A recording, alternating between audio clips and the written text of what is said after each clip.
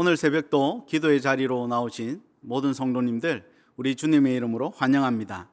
먼저 사도신경으로 우리의 신앙을 고백하심으로 기도회를 시작하겠습니다. 사도신경으로 고백합니다. 전능하사 천지를 만드신 하나님 아버지를 내가 믿사오며 그 외아들 우리 주 예수 그리스도를 믿사오니 이는 성령으로 잉태하사 동정녀 마리아에게 나시고 본디오 빌라도에게 고난을 받으사 십자가에 못 박혀 죽으시고 장사한 지 사흘 만에 죽은 자 가운데서 다시 살아나시며 하늘에 오르사 전능하신 하나님 우편에 앉아 계시다가 저리로서 산자와 죽은 자를 심판하러 오시리라.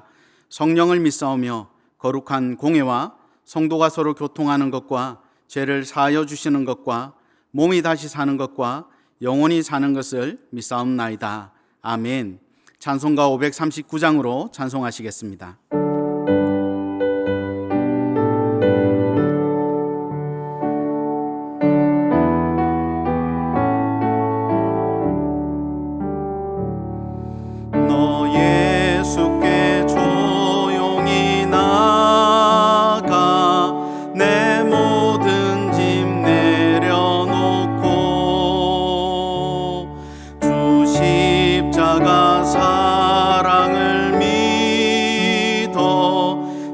사함을 너 받으라.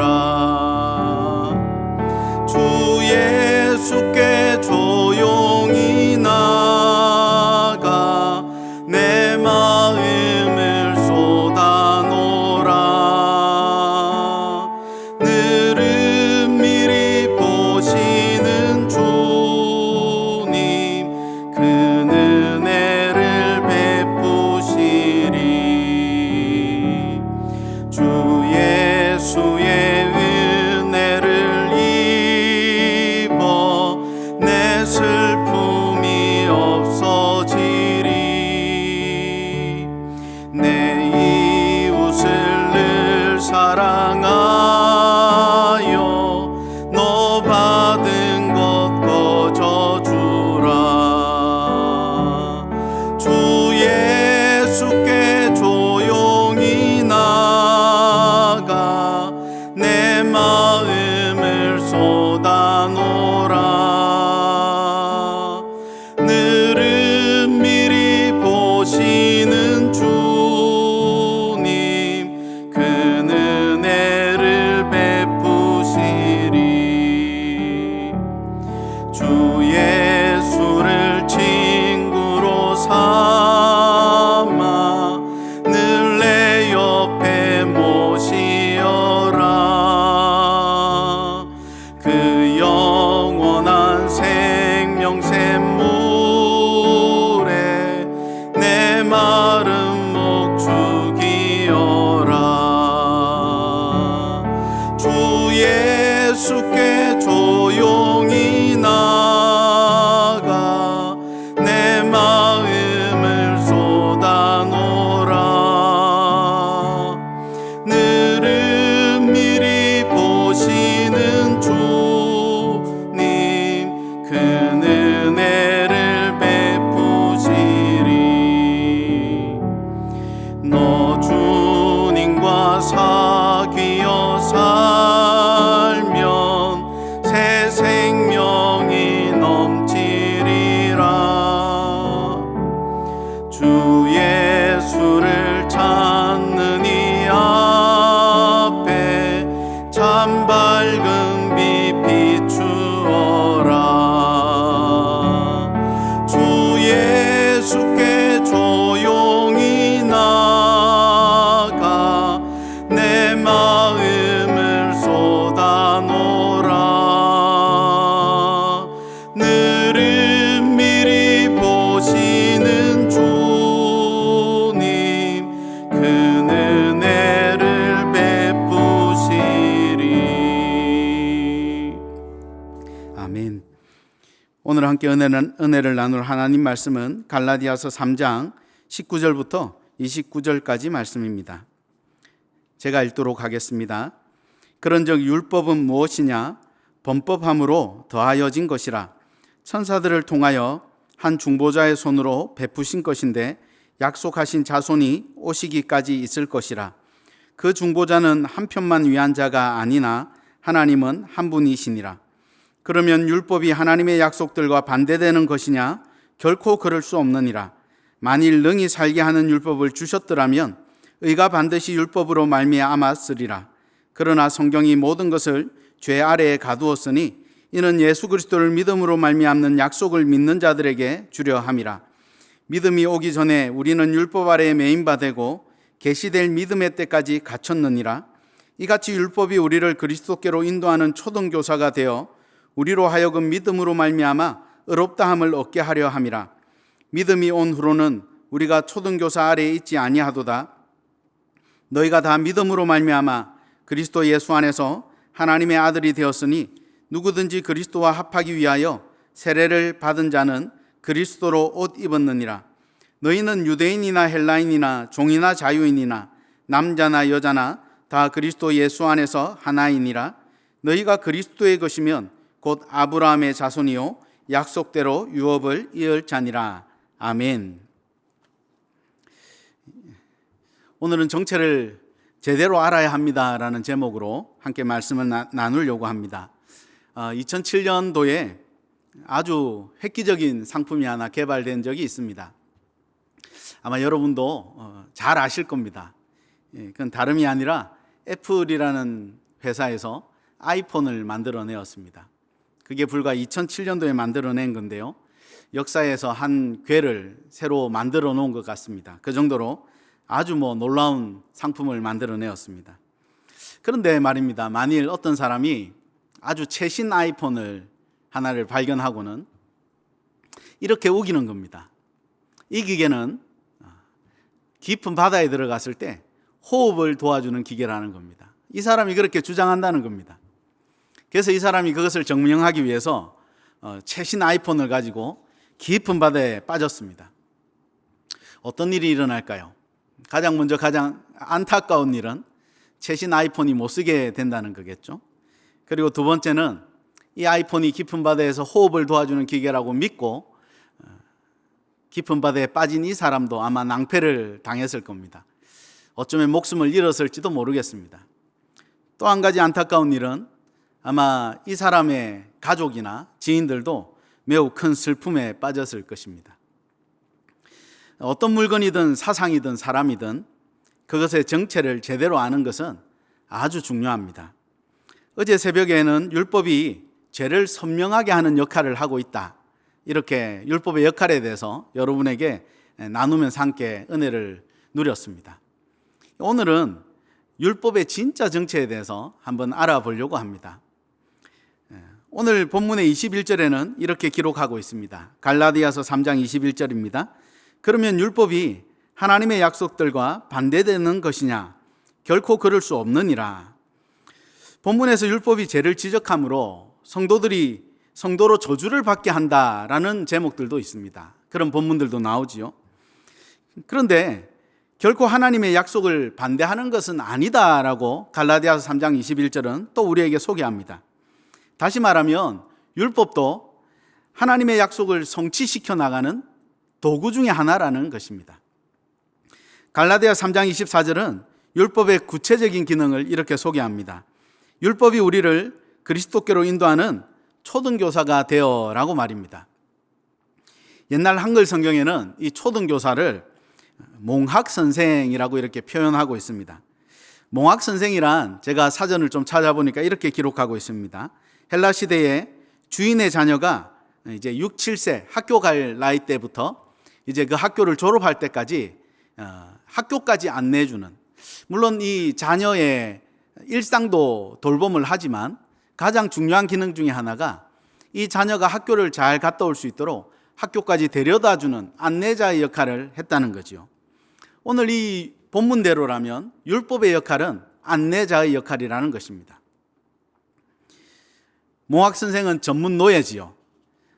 자녀들을 온전히 학교까지 데려다주는 전문 노예를 바울 서신에서 바울이 특별히 그 단어들을 몽학 선생, 오늘 본문에는 초등교사라고 표현하면서 기술을 하고 있습니다.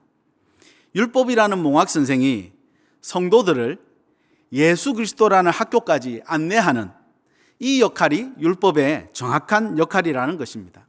이것이 율법의 정체입니다. 하나님을 사랑하면 율법을 지키라라고 우리에게 당부하십니다.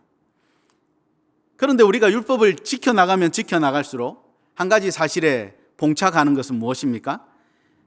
율법을 모두 지킬 수 없다라는 절망입니다. 그런데 성경은 더 큰 무게감을 가지고 우리에게 또 이렇게 얘기합니다. 그 많은 율법들 중에 단 하나만 어겨도 전부 다 어긴 거다.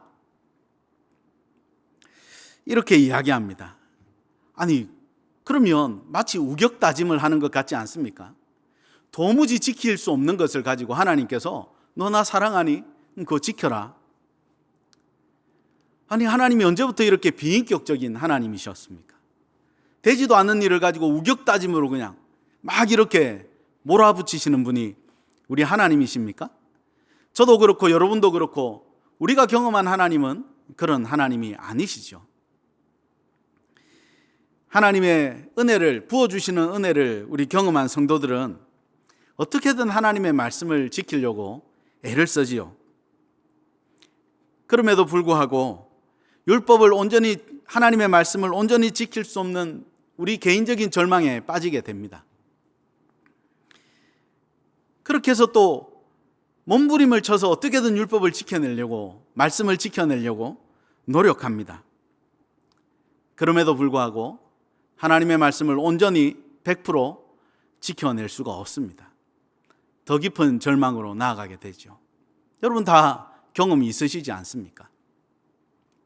그런데 여러분, 그 절망의 끝에 누가 계시다고요? 율법의 완성자 되신 예수 그리스도께서 우리를 기다리고 계신 겁니다. 그래서 율법은 예수 그리스도께로 우리를 안내하는 안내자인 거지요. 율법의 완성자 되신, 우리는 율법을 모두 지킬 수 없지만 그 율법을 완성하신 예수님이 절망의 끝자락에서 우리를 만나주시는 겁니다. 그래서 놀라운 자유를 만끽하게 되는 것이지요. 율법이 우리를 예수 그리스도께로 인도해서 창조자 되신 예수 그리스도를 만나는 것, 이것만큼 성도에게 복된 일이 있겠습니까?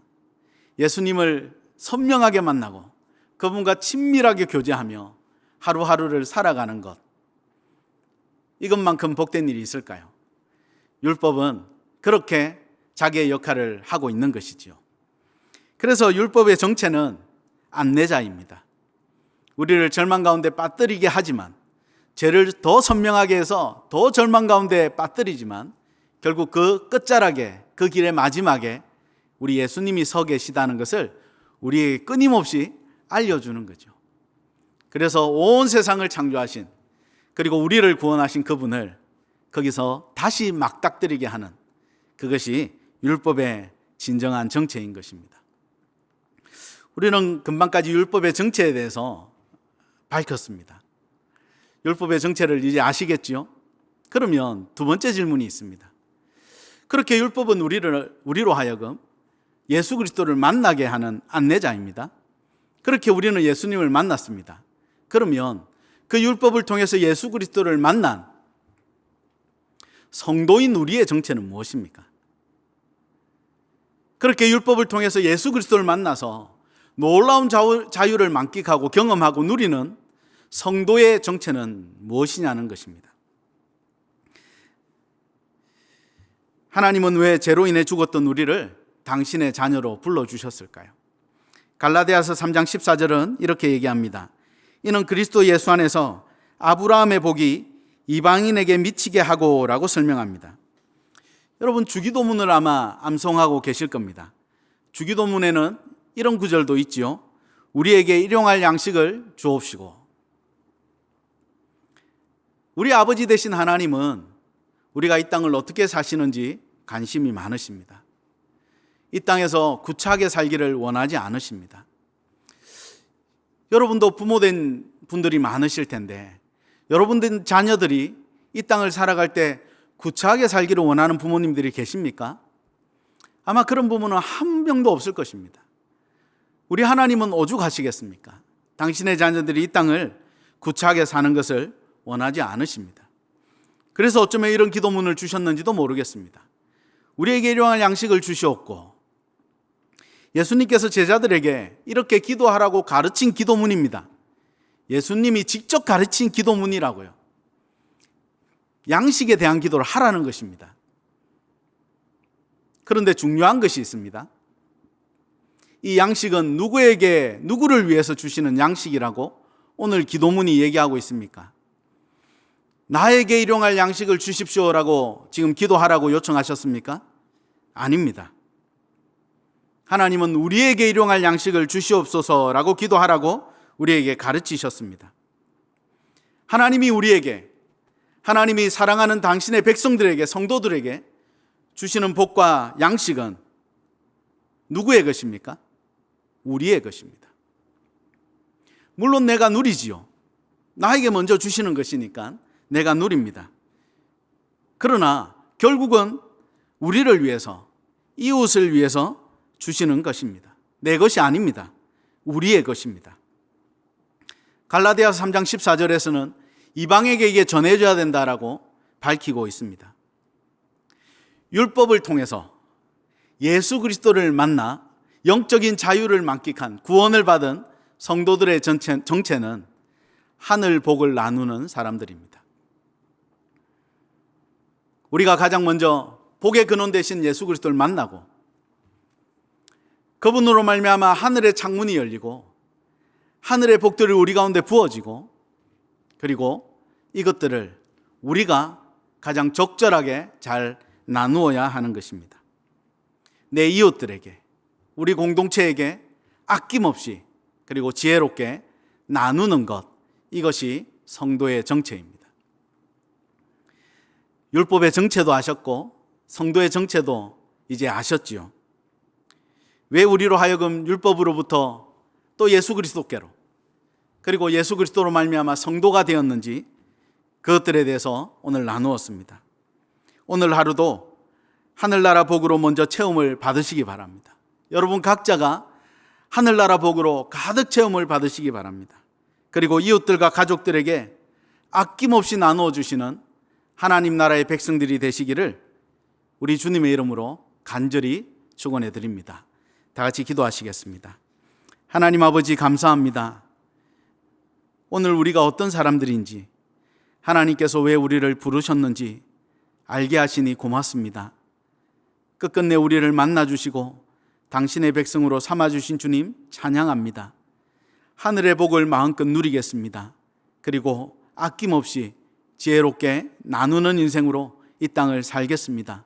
하나님, 늘 우리를 긍휼히 여겨주시고 하늘의 자비로 우리를 채워주시옵소서.